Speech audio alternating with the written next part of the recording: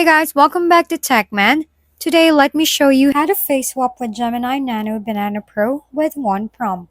To face swap using Gemini Nano Banana Pro with a single prompt, start by selecting the Nano Banana Pro model since the Pro version usually handles more advanced image instructions and multi-image compositions better.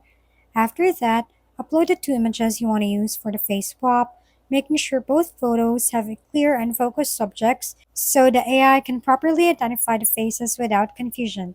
Because the model commonly outputs only one generated image at a time, a useful trick is to ask it to create a split image where each side shows a different swap result. For example, your prompt can request that the left side of the final image shows the second image's face swap onto the first image's body, while the right side shows the first image's face swap onto the second image's body. Once your prompt is ready, submit it and wait for the result since pro generations can take longer than standard mode.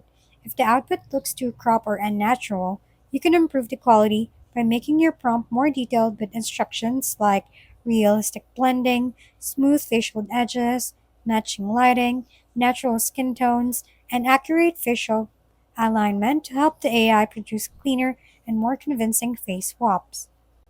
If we've been helpful, kindly give us a thumbs up and don't forget to hit the subscribe and bell button for more contents.